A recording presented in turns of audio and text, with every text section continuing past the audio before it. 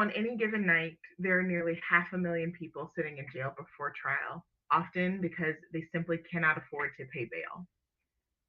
People in pretrial detention make up more than two-thirds of America's jail population, and pretrial detention has accounted for almost 100% of the jail growth in the last decades.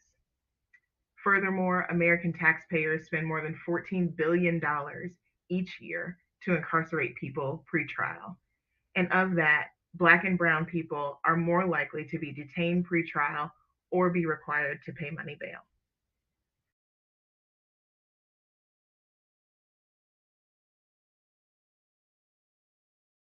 Be known. Talk of abolishing cash bail still hasn't resulted in comprehensive action, but one organization is addressing it in a substantial and life changing way. The Bail Project is a national organization that has provided bail resources for nearly thousands of people, and the success can also be measured in the overwhelming majority of recipients returning for their court dates. The group offers assistance in ways that a grandparent or friend is unlikely to be prepared for, connecting people to mental health and substance abuse treatment providers, food pantries, and other resources to address immediate needs and the root causes of the behavior that's led to an arrest.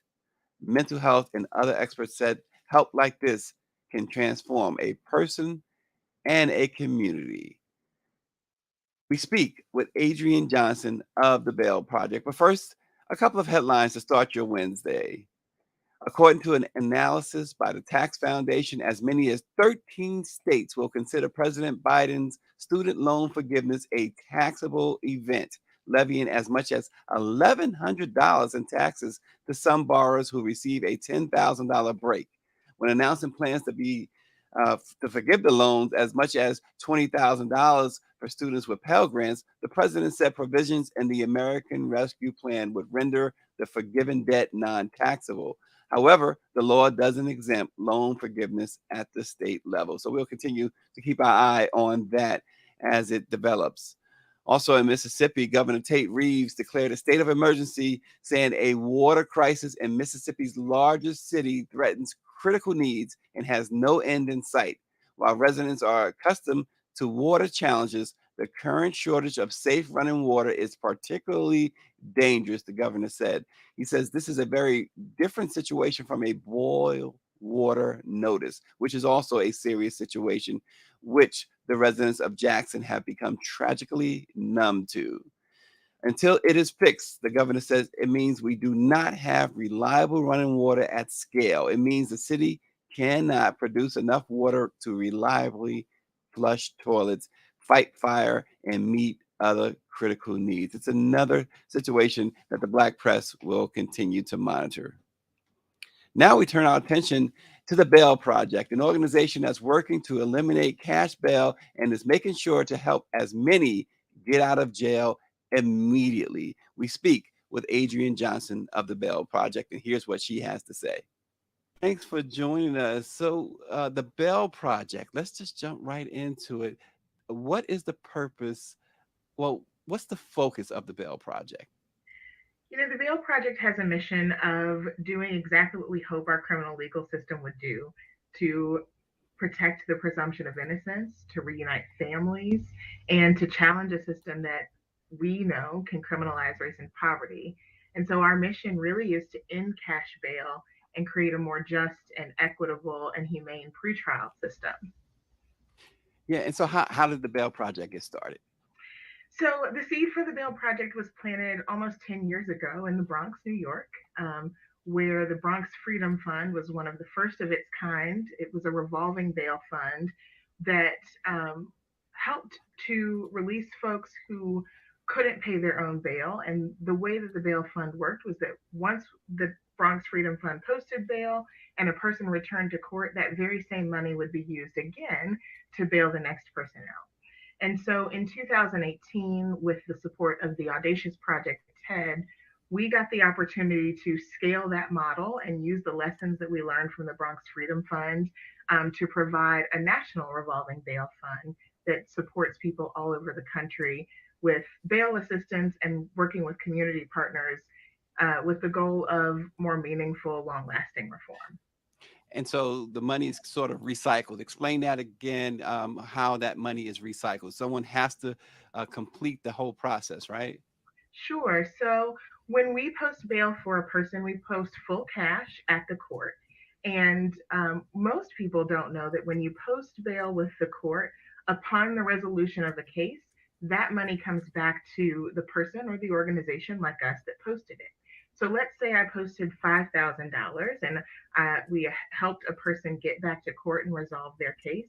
That $5,000 would come back to us, and we are able to sort of pay that forward and bail out another person using that very same money.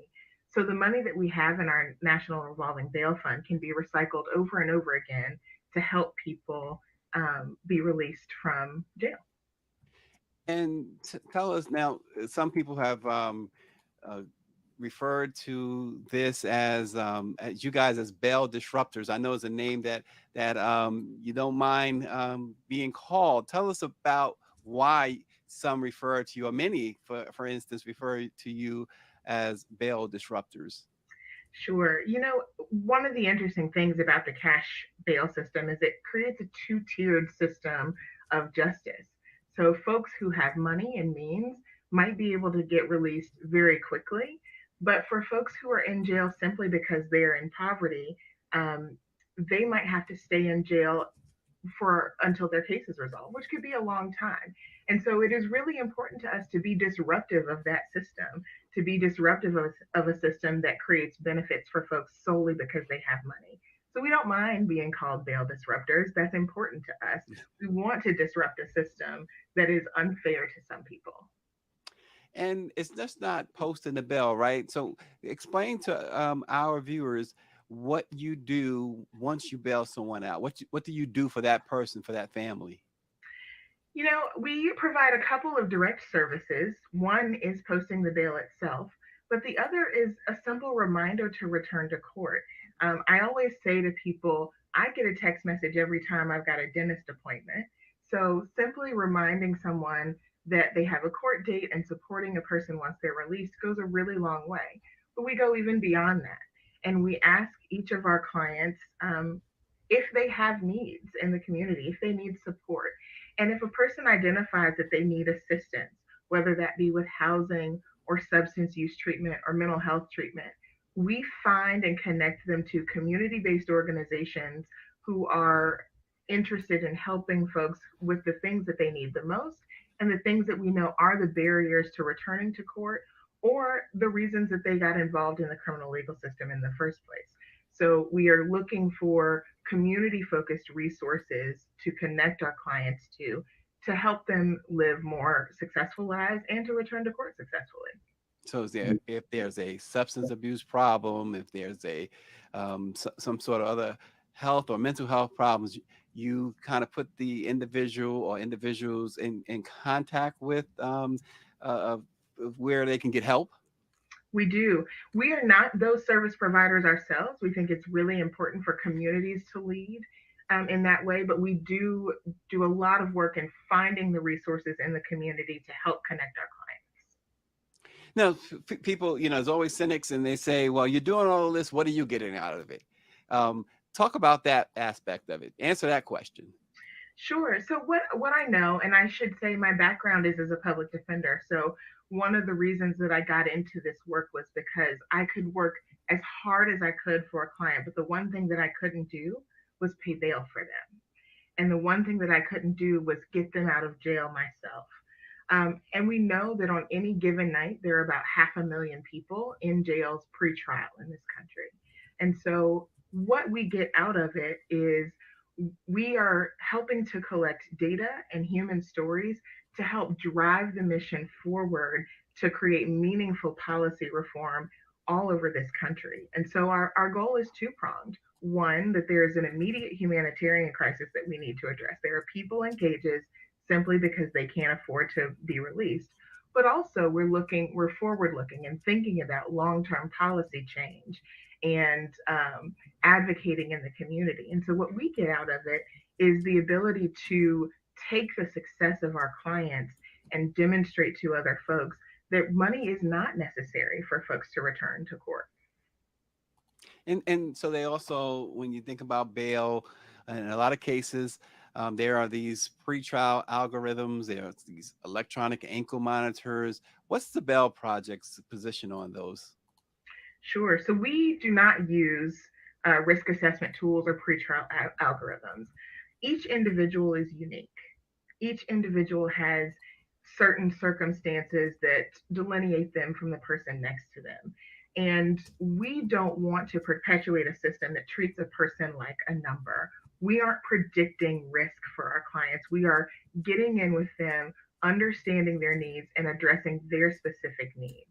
Because we can't be a predictor of what will happen in the future. What we can know is what our clients tell us about what their needs are. So our model is to use an individualized needs assessment where we go in and ask each person what support they need in the community, and we do our best to connect them to those supportive services. And how do you choose an individual to bail out? Obviously, you can't bail everybody out. There's a lot, particularly people of color. There, we are disproportionately arrested. We are disproportionately locked up. Um, how do you choose? What's the criteria? So we take referrals from everywhere, from public defenders' offices, from family members, from loved ones who are unable to help either their clients or their family member get out of jail. There's a referral process for that. And then we go through each referral, and what we're really looking for is, are we able to be supportive of that person's needs? So we are really truly getting down to the individual level. There is not a hard and fast criteria that we're saying, if you check these boxes, we will bail you out, because each person deserves an individualized assessment, and we try to do that. And so there has been some pushback against the Bell Project and what you do. Even there's an Indiana law, I believe it was, that was targeting what you do. Over they raised the issue of the Constitution. What do you say about that? And if you know, if you can fill us in, if you are up to speed on that Indiana case, perhaps you can fill us in. Sure. One of the things that I think about a lot when we're thinking about reforming decades, centuries old systems is that systems don't go down without a fight, um, especially systems that are unjust, right? So we expect and acknowledge that there will be pushback, because what we're doing is new and it is different and it's challenging the way that we have thought about the pretrial system for years and years and years. We expect there to be some pushback. Um, One of the things that I think speaks for itself in all of our work, and certainly in Indiana, is when we look at our data overall, overwhelmingly our clients return to court. Overwhelmingly, our clients are resolving their cases. A, a significant number of our clients are having their cases dismissed outright. And so that's really what I want people to turn their attention to, because we always will talk about one case, but the Bail Project has bailed out 20,000 people, and overwhelmingly, our clients are supported, their needs are met, and they return to court. Yeah, and I saw a report too. I think it was a great story done earlier this year, NBC News, I believe it was, on Black mothers, how cash bail is keeping Black mothers stuck in prisons. When you think about that, and I think they titled it Paying Ransom for Freedom, it seems like there is a ransom, because doesn't the criminal justice system say you are innocent until proven otherwise? Right. And what's interesting is, um, people are told, and what we learn as a bedrock of our criminal legal system is, you are innocent unless and until the state, the government can prove beyond a reasonable doubt that you are guilty. And the interesting thing is, for folks without money, they sit in jail and experience the disruptive nature of jails. Jails harm. Jails don't heal people. Jails disrupt families. And so for folks without means, they're experiencing all of that punishment while being presumed legally innocent. Yeah. And so we think about, but we know that Black and Brown people are more likely to be detained pretrial or have to pay money bail. And so when we think about who is affected, it is overwhelmingly Black and Brown folks and overwhelmingly folks who are poor.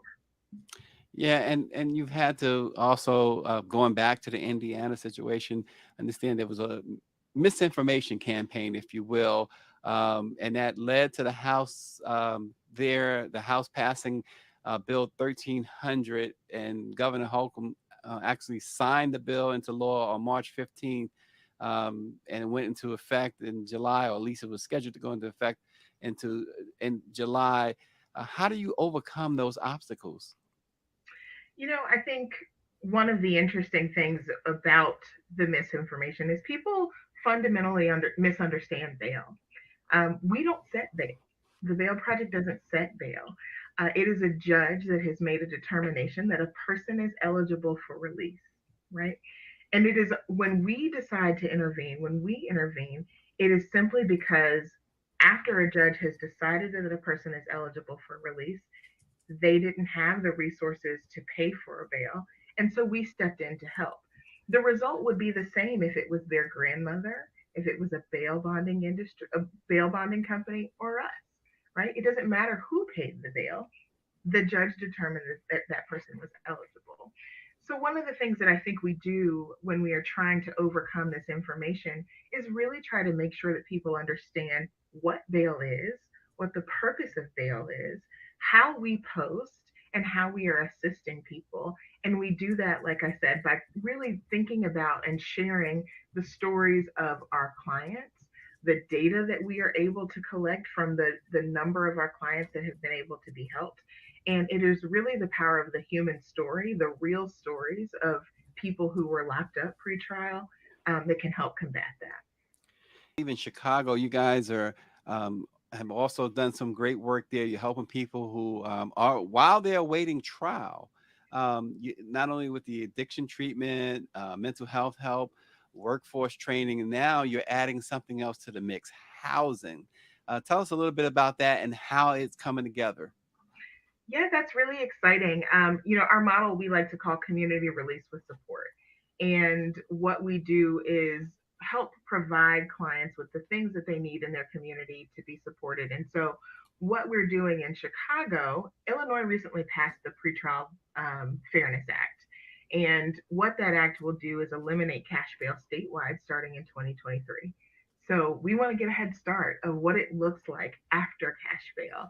And so, to support this effort, we invested in a pilot program where we are partnering with the Lawndale Christian Legal Center.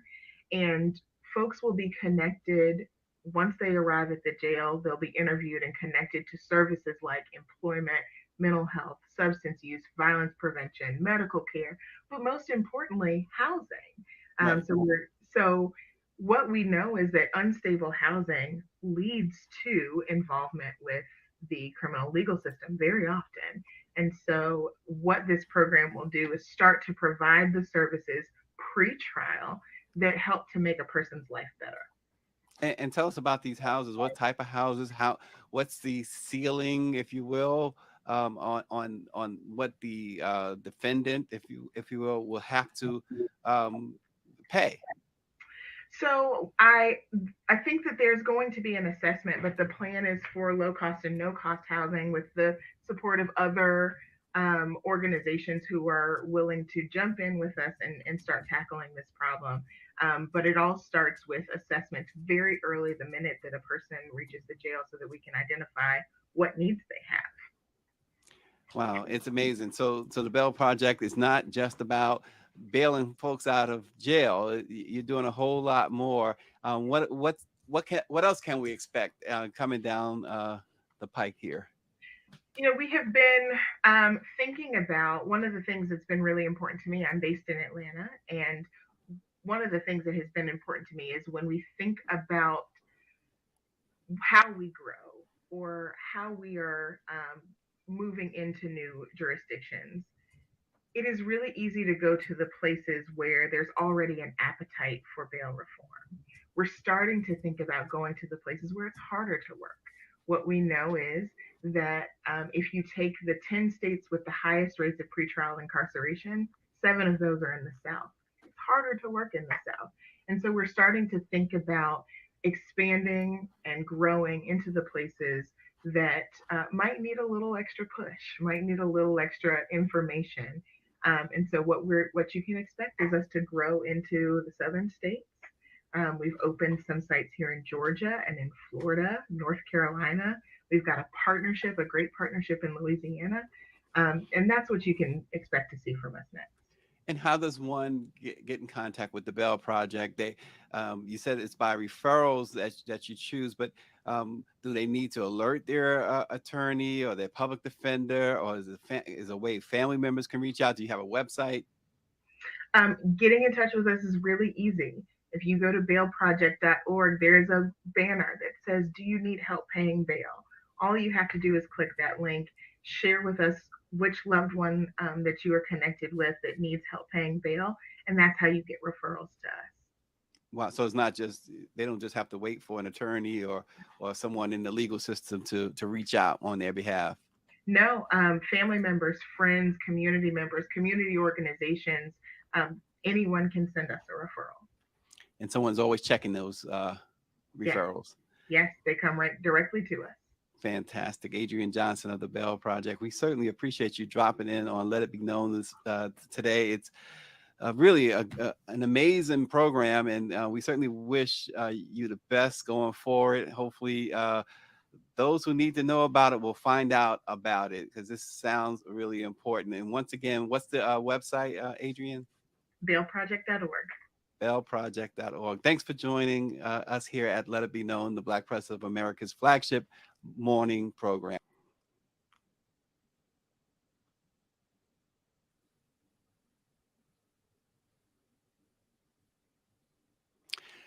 The Bell Project combats mass incarceration by disrupting the money bail system one person at a time. They restore the presumption of innocence, reunite families, and challenge a system that criminalizes race and poverty.